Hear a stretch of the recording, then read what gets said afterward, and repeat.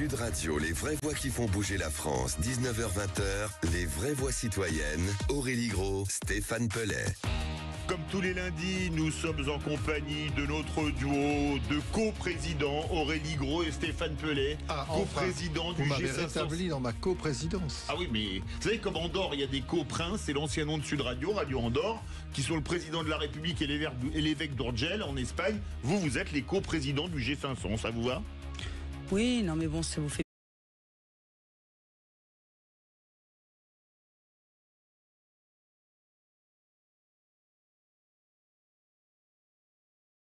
plaisir. Il faut rétablir un peu l'égalité pour les hommes. C'est un peu compliqué pour eux en ce moment, donc je trouve ça bien de les mettre un petit peu en avant. Vous savez, pauvre diable, et nous sommes vulnérables, misérables, nous les hommes, comme chante un grand chanteur espagnol. Vous savez lequel, Aurélie Gros, qui adorait la chanson?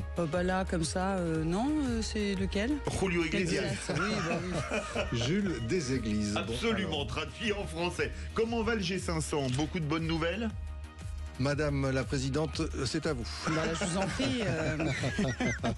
De bonnes nouvelles, oui, des bonnes nouvelles, évidemment, comme d'habitude. Nous n'avons que des bonnes nouvelles puisque nous avons que des gens formidables qui nous rejoignent de plus en plus. Donc, on va attaquer les prochaines réunions après Noël, évidemment, puisque nous attaquerons un grand débat sur la justice à Nice le 25 janvier, un grand débat sur le handicap en février à Paris, à l'Institut des jeunes aveugles. Et je te laisse dire les autres dates. Je t'en prie, Stéphane. Nous aurons le 29 mars un débat sur les questions culturelles autour de Charles Berling, donc au Théâtre Liberté à Toulon. Nous aurons des rencontres autour des questions de jeunesse, comment faire société à Marseille le 26 avril. Et on terminera autour des enjeux de l'écologie, du monde rural et de l'eau, notamment un bien public mondial, le 2 et 3 mai dans la Drôme. À Saint-Sauveur, gouverné, il faut le préciser, puisque notre beau pays est rempli majoritairement de petites villes et petits villages qui font la beauté de notre belle France. Et c'est important aussi que ces débats-là se mènent avec les Français de partout, donc c'est important d'y aller. La Drôme, il y a d'excellentes spécialités, mais ce n'est pas une émission culinaire. On pensait bien que t'allais parler nourriture. Et dernière chose, pour vous inscrire à toutes ces étapes régionales avant le sommet citoyen qui aura lieu lui-même les 12, 13 et 14 juin 2025 à Lille, eh bien vous pouvez aller sur www.idéal-citoyen au pluriel.fr et là vous trouvez tous les renseignements pour vous inscrire. Allez, on attaque au sommaire ce soir. On connaissait l'art-thérapie et l'équithérapie. Voici un nouveau venu dans l'univers de la médiation thérapeutique, la motothérapie, inventée par la psychologue Emeline Bardou, qui est à nos côtés ce soir. Cette nouvelle méthode allie la pratique de la moto à une approche psychologique et vise à offrir aux patients une alternative aux séances traditionnelles. C'est à Souillac, dans le Lot, enfin c'était à la limite du Lot et de la Corrèze, à l'école de moto School Rider que l'idée a germé avant de prendre forme. Bonsoir. Bonsoir. Non, alors petit rectificatif, c'est pas du tout à l'école de moto School Rider, c'est une activité indépendante. Hein. D'accord, voilà. C'est une activité indépendante. Oui. J'avais une mauvaise info. 1,5 million d'associations actives en France. Alors comment ces associations sont-elles financées? Le 16, le Conseil économique, social et environnemental lance l'alerte sur la situation critique des associations. Il formule 20 préconisations pour sécuriser leur financement et leur permettre de continuer à jouer leur rôle indispensable au fonctionnement de la société et de la démocratie. La solidarité et le don existent et nous sommes ravis d'accueillir ce soir Claire Daguet, responsable projet de la Nuit du Bien Commun. Bonsoir. Bonsoir. Allez, on commence avec vous, Aurélie Gros. Les vraies voix Sud Radio. Alors la question qu'on se pose, c'est en fin de compte qui est Emeline Bardou. Elle a inventé une nouvelle méthode, la motothérapie, et c'est vrai que ça peut intriguer. Et quand on connaît l'état et la prise en charge aussi psychologique des patients en France, qui est un des plus grands déserts médicaux, je crois que la question est comment ça vous est venu, puisque vous êtes psychologue, certes, vous aimez la moto, j'imagine.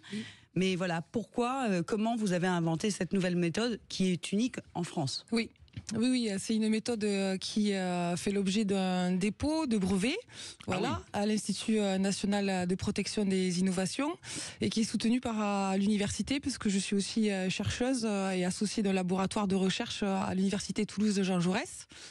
Donc c'est du sérieux, malgré l'originalité de la pratique.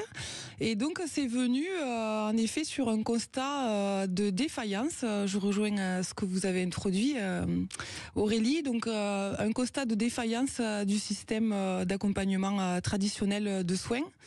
Voilà, parce que j'ai exercé pendant 20 ans en institution classique, issue du service public. Donc dans des centres de consultation auprès d'enfants et d'adolescents de type CMP ou autre. CMP, oui, Voilà. Centre médico-pédagogique. Voilà. Psycho-pédagogique, voilà. Et un PP même. Oui, voilà, ça dépend des régions. Et donc, il y avait quand même, il y a un constat de délai d'attente très très long. Voilà, qui pousse à 1 à 2 ans d'attente et une façon assez conventionnelle et classique d'accueillir les patients en souffrance, qui a perdu beaucoup de patients et qui se sont trouvés en errance, notamment après la période de confinement. Ça a été créé il y a 4 ans, cette motothérapie, justement après la période de la crise sanitaire, où il y a eu une précipitation en fait des défaillances et des carences dans le soin, et où il était nécessaire de repenser une façon d'accompagner les soignants en errance, puisqu'il s'agit de ça, il s'agit de soignants. Oui, les soignants aussi peuvent être en errance. Oui, tout à fait, tout à fait. Voilà. On le sait, on a d'ailleurs beaucoup d'associations, alors pas forcément dans votre coin du côté de Brive-la-Gaillarde, mais à Marseille, on a quelques associations qui font de la voile thérapie, guérir en mer, voilà, qu'on a déjà reçu dans les vraies voies citoyennes. Mais voilà, les soignants ont un gros problème aussi en termes de mal-être au travail. Tout à fait. Et donc l'idée, c'était de trouver une médiation nouvelle qui n'avait jamais été théorisée, c'est-à-dire un sport mécanique, en l'occurrence un 2 roues, pour accompagner de façon médiatisée des patients qui n'étaient plus prêts, par défaut de confiance ou par inaccessibilité, à rencontrer un psychologue de façon classique, en face à face, dans un bureau ou en institution, et donc d'introduire une forme d'alliance qui permettait aux patients de raccrocher aux soins.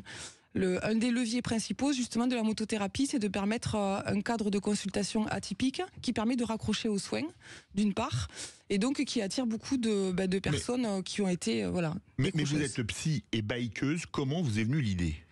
Alors l'idée m'est venue en expérimentant moi-même les bienfaits, les bénéfices de la pratique moto, alors tout terrain et de route et de piste. Et donc j'ai commencé à analyser en fait les ressentis que ça crée, les bénéfices secondaires. Et également je me suis mise à être à l'écoute des pilotes moto pour connaître leur chemin de vie. Je me suis rendu compte que dans la majorité des cas, les pilotes moto avaient vécu un traumatisme dans leur vie et qu'ils étaient dans une forme d'autothérapie par la pratique de cette discipline qui met en œuvre pas mal de mécanismes en fait psychologiques. Et donc j'ai raccroché avec l'université pour théoriser un petit peu tout ça. Et donc on a fait une recherche qui est toujours en cours d'élaboration, de traitement des résultats, qui permet justement d'appréhender des mécanismes psychologiques que la motothérapie active, comme les bénéfices autour de l'estime de soi, les bénéfices pour un public particulier qui est les victimes en fait de violences physiques et sexuelles, notamment les mineurs, mais pas que, ça s'adresse à tout public.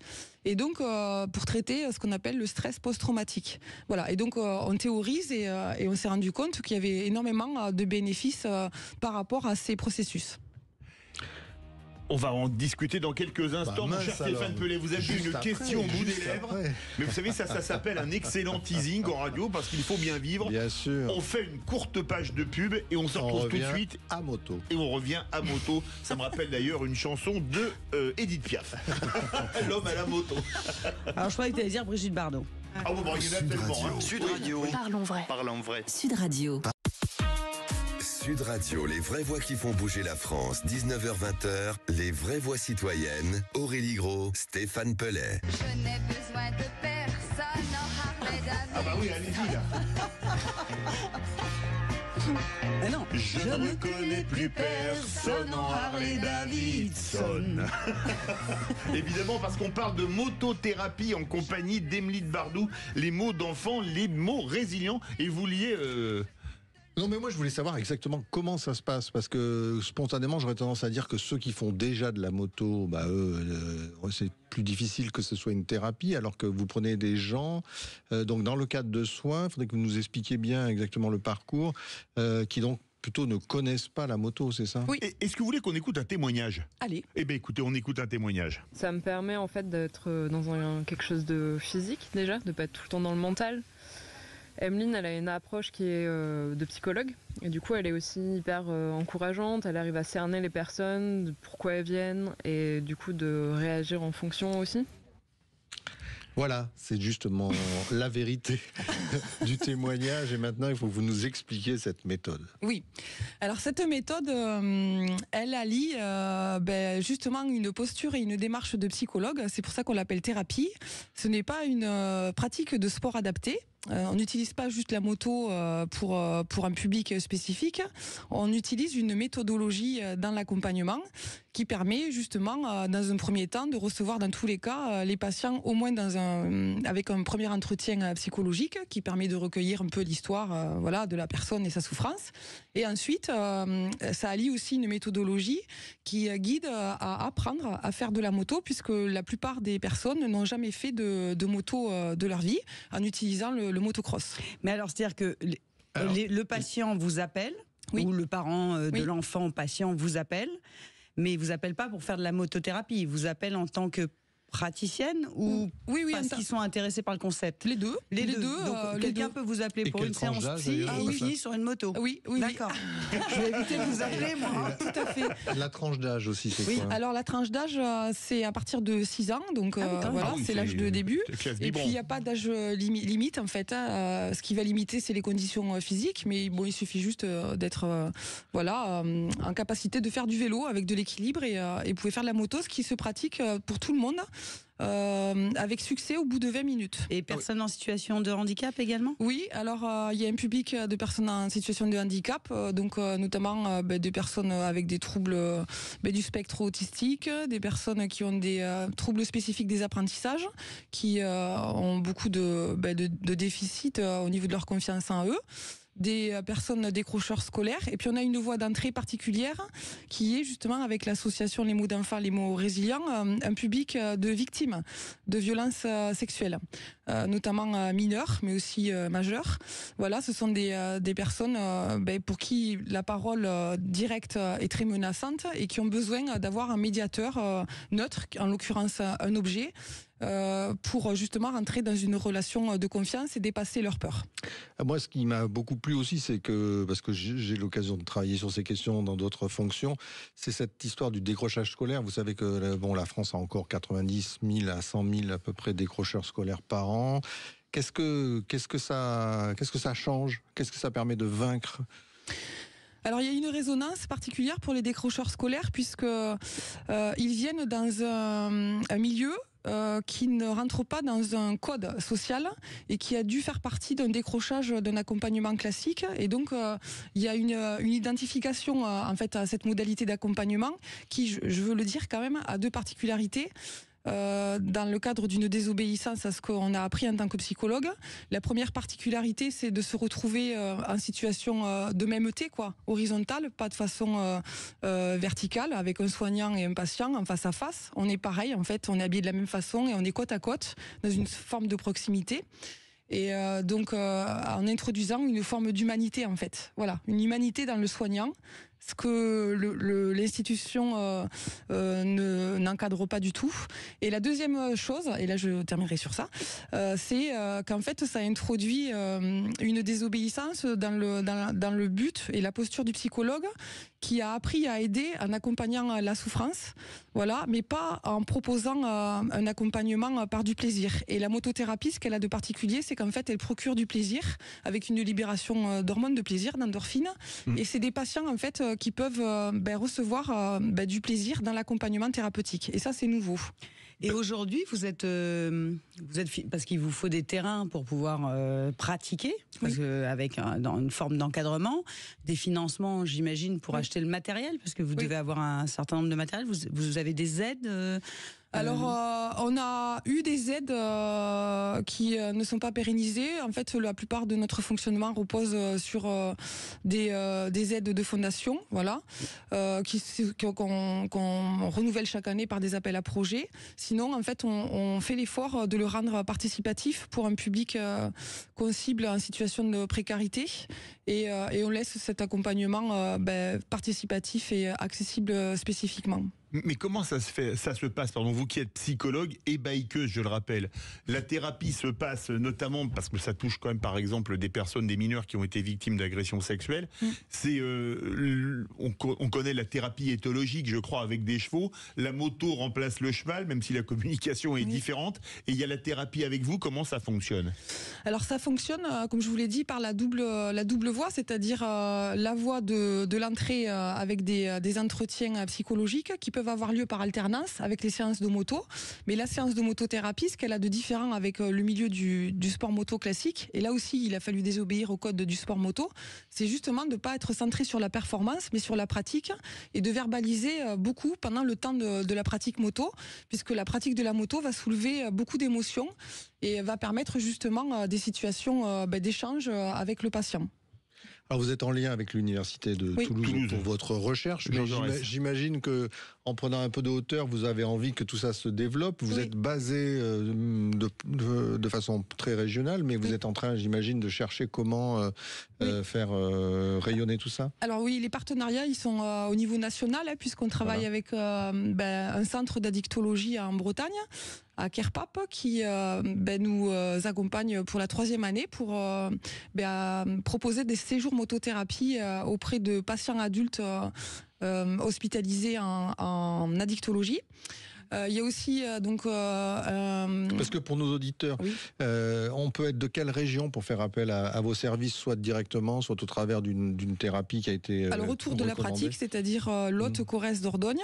Sinon, en fait, il y a des centres de partout de la France qui se déplacent, ou bien nous aussi on peut se déplacer. On loue, on privatise des terrains de motocross et on se déplace partout. On a aussi fait des stages dans l'Aude auprès de mineurs non accompagnés, et prochainement en région parisienne pour un centre qui accompagne des mineurs placés par l'ASE. D'accord. Et votre association, les mots d'enfants, les mots résilients? Oui, alors c'est une association que j'avais fondée il y a quelques années qui est porteuse aussi de l'accompagnement, puisqu'elle met à disposition l'innovation motothérapie, et donc elle a pour public spécifique les victimes de violences sexuelles, enfants et adolescents, et donc l'introduction de médiation innovantes. Voilà, c'est un sujet qui est très sensible. Je sais que vous avez fait le tour de France pour soutenir votre cause. Pas en moto, hein. Pas en moto. Enfant, vous l'avez fait. Ado. Pour dire, vous pourriez le faire en sidecar, tous les deux, ça irait. C'est un peu plus confortable théoriquement.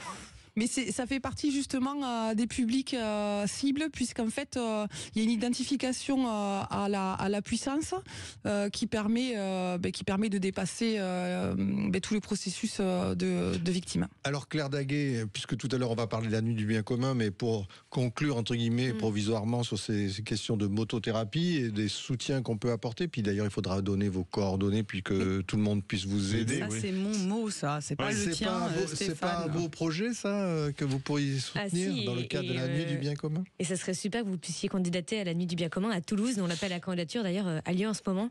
On cherche des associations un peu pépites et très locales comme ça, apportées par des belles histoires, donc n'hésitez pas. Oui, merci. Et voilà, Emeline va candidater à la nuit du bien commun, donc ça se trouve elle sera lauréate, sait-on jamais. Pourquoi et pas. Par ailleurs, comment on peut vous aider à la fois pour le développement de cette nouvelle thérapie, mais aussi pour votre association. Voilà, vous avez peut-être 2 endroits ou un seul, mais comment on peut vous contacter et vous aider? Vous pouvez nous contacter par le biais de mon site internet motothérapie, voilà, où il y a mon adresse mail. Alors motothérapie tout attaché, MOTOTHERAPIE.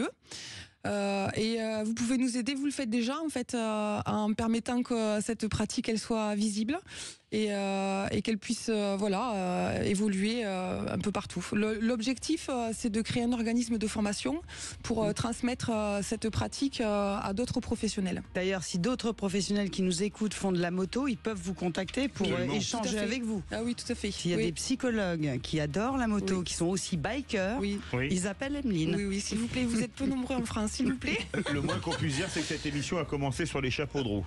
Oh là là. C'était impératif. C'est toujours le bon mot, Philippe. Merci. Merci On va beaucoup, vous Emeline inscrire à la Bardou. thérapie. Association. Mais oui, vous venez un En peu plus, souvent. ça me ferait plaisir. Souillac, je suis né à quelques kilomètres. Alors Là, oui. là, je serai un peu chez moi. Allez, merci Emeline Bardou, vous restez avec nous. Fondatrice de l'association Les Mots d'Enfants, Les Mots Résilients. Tout de suite, Claire Daguet, responsable du projet La Nuit du Bien Commun. On se retrouve tout de suite dans Les Vraies Voix Citoyennes sur Sud Radio. Sud Radio. Sud Radio. Parlons vrai. Parlons vrai. Sud Radio. Parlons vrai. Sud Radio, les vraies voix qui font bouger la France. 19h-20h, les vraies voix citoyennes. Aurélie Gros, Stéphane Pellet. Retour des Vraies Voix Citoyennes avec Aurélie Gros qui déguste une sucrerie, on ne dira pas laquelle. Stéphane Pellet qui lui est toujours dans ce domaine. Qui ne déguste pas. Non, vous allez le faire après. Et on va parler de la nuit du bien commun, Stéphane Pellet. Et oui, parce que vous savez que depuis 2017, donc la nuit du bien commun met en relation des donateurs et des associations. Cette association d'ailleurs a pu en quelques années lever plus de 20 millions d'euros, c'est ça? Énorme. Claire Daguet. Et je crois que c'est une soirée vraiment pas comme les autres que vous organisez. Alors vous allez nous raconter, vous êtes installé en France dans plusieurs régions, vous organisez de nombreuses soirées pour lever de l'argent donc au profit de toutes ces associations. Mais vous préparez cette fameuse nuit quand même parisienne. Donc à l'origine il n'y avait qu'un seul événement. Maintenant il y en a donc de façon à mobiliser près de 35 000 participants, 417 projets, etc. On se perdrait dans tous ces grands chiffres. Ce qui est important que vous nous racontiez d'abord pourquoi, d'après vous, il y a encore cette générosité humaine et comment vous avez fait pour finalement emmener tout ce monde avec vous? En fait, on est convaincu que le don naît de la rencontre et de la relation entre des projets et des donateurs et des personnes. Avant d'être des donateurs, c'est d'abord des personnes qui portent tous des causes qui leur sont chères. Et on s'est rendu compte en 2017, quand on a créé la Nuit du Bien Commun, que souvent on recevait des courriers dans des boîtes aux lettres, mais on se rendait pas compte en fait de la pertinence de l'association. On se disait mais comment déjà ils ont eu mon adresse pour m'envoyer cette lettre, et puis finalement le courrier tombe dans la poubelle, on l'ouvre pas, on a un beau crayon, c'est tout ce qu'on a gagné. Et on s'est dit, pardon, c'est un peu dur, mais c'est vrai que c'est souvent un constat qu'on a aujourd'hui. Et on s'est dit comment créer la rencontre.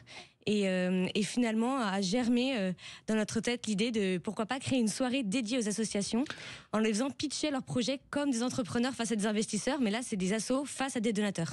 Alors avant justement de détailler tout ça, dites-nous quand même qui est à l'origine de cette initiative, l'équipe des fondateurs, est-ce qu'il y a quelques noms importants à retenir ?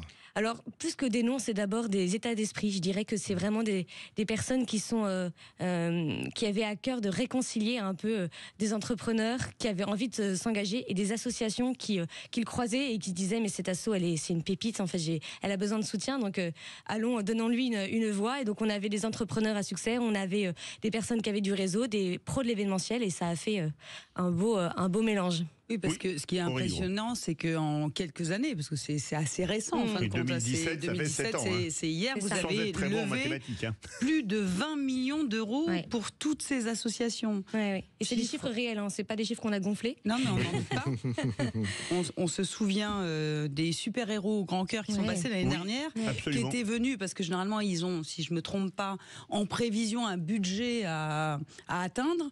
Et ils étaient venus avec un budget, je crois, de 15 000 euros, et ils étaient repartis avec 90 000 euros. Je ne me trompe pas. Alors justement, en une soirée, combien d'associations vont présenter leurs projets? Alors là, le 9 décembre, lundi, à l'Olympia, il y aura 13 associations qui seront lauréates. Et chaque année, pour cette grande édition nationale, dont la 8e édition donc, a lieu lundi prochain, on peut atteindre plus d'1 million d'euros. C'est énorme. Pour 13 assos, avec 1500 personnes dans la salle. Et plus que des chiffres, c'est d'abord l'ambiance qu'il y a. C'est incroyable. Il y a vraiment un état d'esprit, une générosité qui se déploie, mais aussi une joie. Claire vraiment Daguerre, profonde. on écoute un extrait, un son. Ouais. Tiens, on écoute ceci. Ça va être trop cool. On a hâte de rencontrer les différentes assos et on est très heureuse de faire partie d'une soirée où le don est à l'honneur. On est chaud comme la braise, on va faire chauffer la salle, on va faire chauffer le portefeuille. On est ravis d'être là pour voir des projets toujours plus humains, qui ont un vrai impact et pouvoir participer à une société plus humaine. C'est un très bon moyen pour faire connaître des associations qui sont en train d'éclore, pour certaines qui depuis plusieurs années et qui ont besoin de chacun d'entre nous pour passer à l'étape suivante et se développer et s'aimer à travers toute la France. Alors justement, tiens, d'abord, dans cette période où c'est pas facile, on a eu toute une période d'inflation, l'énergie coûte plus cher, les gens sont un peu incertains, et puis on va dire le climat général est très anxiogène, et on ne sait même plus si la France sera gouvernée, enfin je plaisante. Comment on peut faire encore chauffer le portefeuille, selon l'expression d'une des personnes interrogées? Alors c'est une soirée en fait où on ne cherche pas à faire lever le portefeuille de façon superficielle, c'est vraiment quelque chose qui vient du cœur. C'est vraiment une soirée où les 13 associations vont venir présenter leur projet en 3 minutes. C'est très court pour une asso. On leur demande vraiment de parler avec leur cœur, d'être très authentique. Et des projets comme la motothérapie, où on sent que c'est vraiment une histoire personnelle qui a créé le projet, c'est vraiment le type d'association qu'on recherche, parce que c'est ce qui crée de l'émotion et il crée une relation avec le donateur qui est dans la salle et qui incite à lever une pancarte, un panneau de don comme dans une vente aux enchères. Mais là, on est sur des enchères à verser. Ça doit être difficile de sélectionner 13 projets. Ah vous ouais, avez c'est fait super comment? Parce qu'il y a combien de candidats déjà? Combien de candidatures? Alors à Paris cette année on avait quasiment 200 dossiers. Ah oui. Et après c'est un jury indépendant qui sélectionne. Ouais. Ah oui, ça fait peu. Donc ils ont un dossier avec un formulaire très précis à remplir, et puis après il y a un jury qui est composé d'entreprises mécènes ou de donateurs particuliers et qui ensuite sélectionne avec des critères d'innovation, de pérennité, c'est comme d'impact. une commission d'appel d'offres, quoi. Oh non. Mais c'est vrai que c'est un exercice qui est très difficile pour les associations, parce qu'on leur demande de pitcher en 3 minutes. Faut se rendre compte que d'habitude elles ont 20 minutes voire 1 heure avec des slides derrière elles pour défendre un projet. Là, elles doivent être entrepreneurs.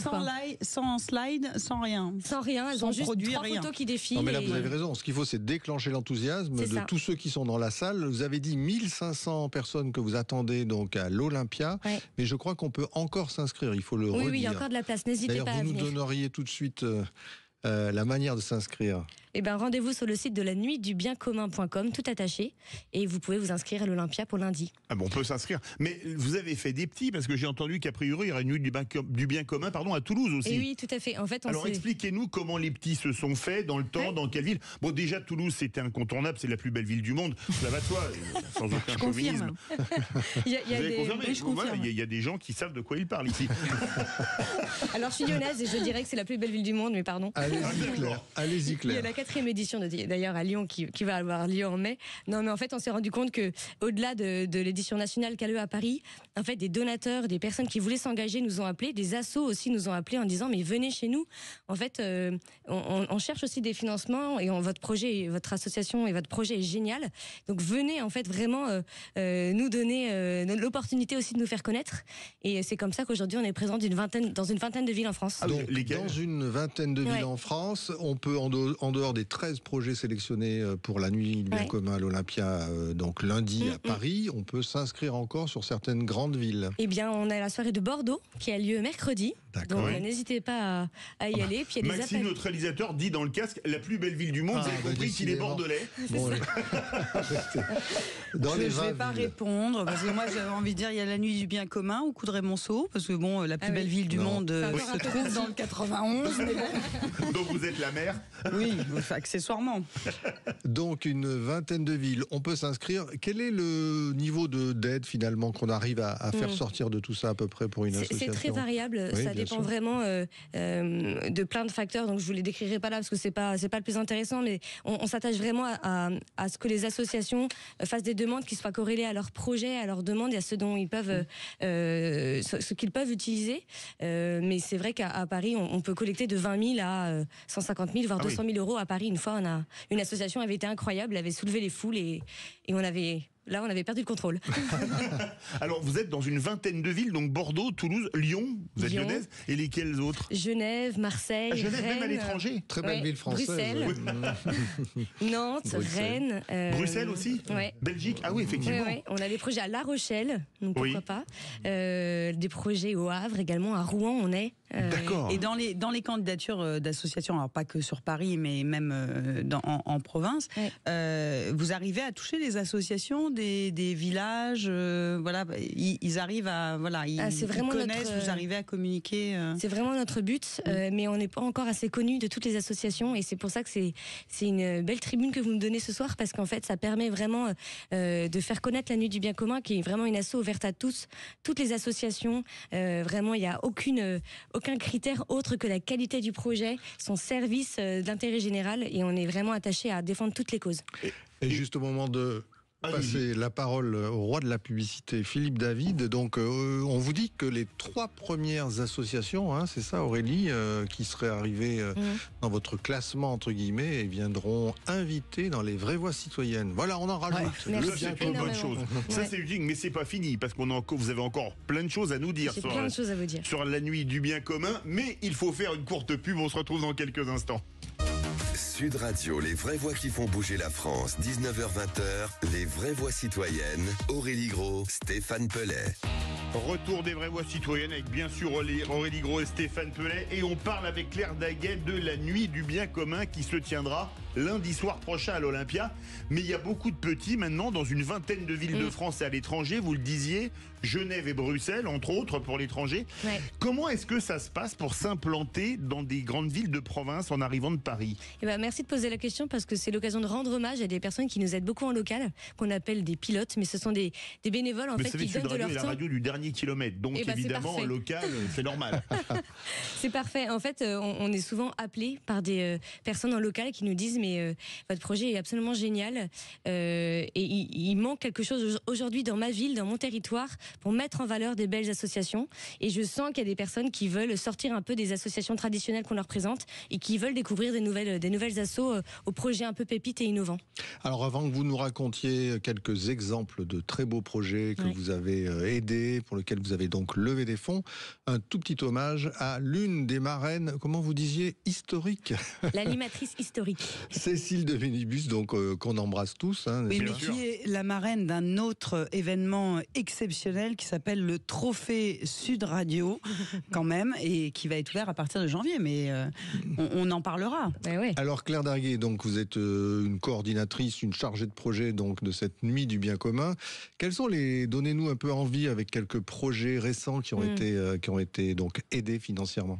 Et alors déjà, on s'adresse un peu à toutes les thématiques, donc c'est ça qui est passionnant, c'est qu'on rencontre des assos d'éducation, de santé, de vulnérabilité, mais toutes les vulnérabilités, un peu d'environnement, la culture du patrimoine, des assos emblématiques, que je peux vous citer Café Joyeux, qui est aujourd'hui une asso qui est un peu connue maintenant.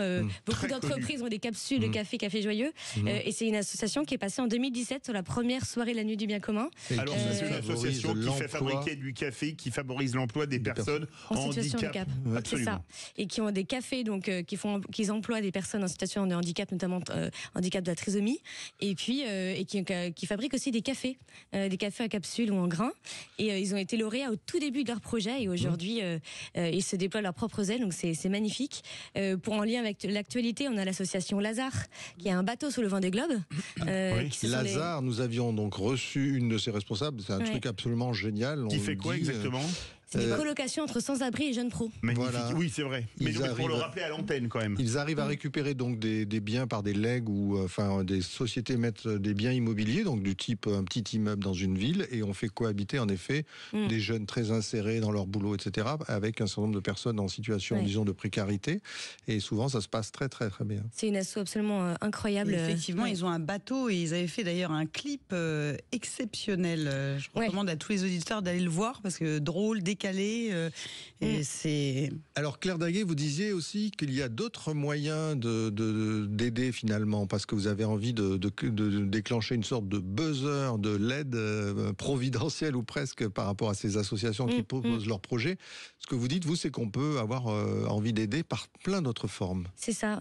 On se rend compte que ces soirées, à la fois, elles permettent de donner de l'argent à des associations qui en ont besoin pour des projets très concrets. Et en même temps, c'est une très belle tribune pour elles, pour se faire connaître, et pour se les mettre en réseau en fait avec des personnes qui sont prêtes à les aider, et que ça soit par de l'argent ou par du mécénat de compétences ou autre. Et voilà, je fais une petite annonce pour la nuit du bien commun de lundi, mais on va voilà mettre des buzzers qui seront des personnes qui vont pouvoir, s'ils le veulent, soutenir une association via voilà plein de choses qu'ils pourraient offrir. Sud Radio peut-être d'ailleurs. Faire du bénévolat, faire du mécénat de compétences, apporter des aides de matériel autres que, en effet, le don direct. C'est bien plus que ça, la nuit du bien commun. C'est vraiment toute une ambiance, tout un esprit, et pour soutenir le monde associatif. Et alors, ça arrive que de temps en temps, les associations, les 13, elles ont, je sais qu'elles font des répétitions. Il y a quand même une pression énorme pendant la préparation de cette soirée exceptionnelle. Et vous arrivez à créer des liens entre ces associations quand elles sortent de là, elles se disent tiens, on va monter un autre projet encore, ou on va collaborer d'ailleurs, parce que ça peut arriver, même si c'est dans des champs. On pourrait s'attendre vraiment à avoir un esprit de compétition entre ces assos, et en fait c'est vraiment un esprit de promotion qui se crée, parce qu'elles sont un peu toutes dans la même galère. Il faut se rendre compte que vraiment on les met dans un exercice difficile pour elles. Et là elles vont pitcher devant 1500 personnes à l'Olympia, elles font l'Olympia, donc c'est super dur et challengeant pour elles, et donc il y a vraiment un esprit de promotion qui se crée, et parfois des liens et des belles découvertes entre elles. Vous rencontrez énormément d'associations, on en parlait dans l'intro, le 16, le Conseil économique, social et environnemental dit qu'elles sont pour certaines très en difficulté. Vous le constatez, ça, ou pas? Il y a énormément de besoins. Et à tout niveau, il y a vraiment il y a un tel besoin aujourd'hui. Le vivier associatif en France est immense.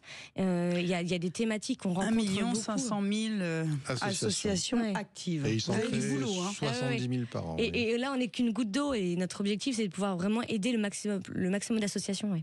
Et la situation économique, donc on l'a dit, pèse quand même sur le. Qu'est-ce que vous espérez donc aller annoncer un chiffre? On n'aime pas annoncer les objectifs, mais ce que je peux vous dire, c'est que depuis 3 ans, on lève plus d'1 million d'euros. Donc ça sera ça ma réponse. C'est déjà beau. Oui. Donc, alors à quelle heure on sait combien vous avez levé? À 23h. À 23h. Ah oui. Ouais. Et alors vous avez parlé mercredi, c'est celle de Bordeaux, c'est ça? Et ensuite les prochaine nuit du bien commun, Toulouse, je sais pas, Le Havre, etc. Genève, c'est quand? Alors on clôt la saison 2024 avec la soirée de l'Olympia. Donc... Et après il y aura la première soirée qui sera le 19 mai avec Lyon. Il y aura Annecy également en mai, Toulouse, Nantes. On aura Genève en début octobre, et plein d'autres que j'oublie. Mais toutes les dates sont en cours de préparation, et ça va être une très belle année 2025. Alors peut-être qu'Emeline veut avoir une petite réaction. Parce que elle regarde, elle se dit je candidate pas, alors c'est bon, on y va. Elle est en train de faire une roue arrière là. Ouais, qui s'appelle un wheeling. Ah là oui, wheeling, comme roue en anglais, c'est ça. Oui, vous apprenez des choses. Oui. On serait très heureux. Maintenant, il faut convaincre le jury, indépendant pour chaque ville. Donc Mais ce que je tenais à préciser, c'est qu'aussi les associations loi 1901 défendent de plus en plus des causes ou des problématiques que le système public ne fait plus, et comme par exemple les causes de violences sexuelles sur mineurs. En fait, il y a très peu d'investissements budgétaires de l'État, et ces causes-là, elles sont remises au bénévolat. Donc c'est vraiment très important ce que vous faites, mais il faut aussi prendre conscience du délitement de l'investissement public. Et on voit beaucoup d'associations sur cette thématique-là, justement. Allez, on rappelle donc votre site internet pour suivre ce que vous faites, s'inscrire, vous soutenir, et puis aussi, la nuit du bien commun.com. Et donc le lundi, c'est donc le 9 décembre. On peut encore s'inscrire à l'Olympia. Là aussi, c'est sur le site internet. Oui, la nuit du bien commun. Et suivre en live si vous n'êtes pas parisien. Parfait. Génial. Merci beaucoup Claire Daguerre, ESOP du projet de la nuit du bien commun. Merci beaucoup Emeline Bardou, fondatrice de l'association Les mots d'enfants, les mots résilients by Psyride Power, exactement. Merci Aurélie Gros, Stéphane Pellet. On vous retrouve lundi prochain, 19h-20h. Peut-être. And now... vous avez lancé un mouvement de grève, c'est ça, c'est en l'air du temps? Je sais pas, j'hésite. Et maintenant, vous aimez le rugby? Parce qu'on va en parler J'adore avec le rugby. François Trio et l'équipe rugby de Sud Radio. Salut François. Salut Philippe, salut à tous. On va en parler pour le bien commun, bien sûr. Pour le bien commun. Alors quel est le menu des vraies voix du rugby de ce lundi soir? Eh ben, on va revenir sur l'exploit du petit poussé Vannes qui est allé s'imposer chez à La l'un Rochelle. des ténors à La Rochelle. Donc ça, on va y revenir avec bien sûr l'un des entraîneurs vannetais. Et puis on aura un grand témoin à 20h30, c'est Jean-Baptiste Elissalde. Vous voyez, bien sûr. Grand joueur de l'équipe de France de rugby. Qui sera avec nous pour balayer toute cette actualité et puis même revenir un peu sur l'équipe de France. Enfin bref, et puis bien sûr, les auditeurs peuvent poser leurs questions à ces invités au 0826 300 300. Eh bien, ça va être passionnant comme d'habitude et le top 14 est passionnant et c'est la Coupe d'Europe dès le week-end prochain. Voilà, c'est tout, ça ne s'arrête jamais. Ça fait rêver. Allez, on vous retrouve tout de suite. Tout de suite, Sud Radio à votre service. On se retrouve pour les vraies voix avec Cécile de Minibus demain à 17h. À demain.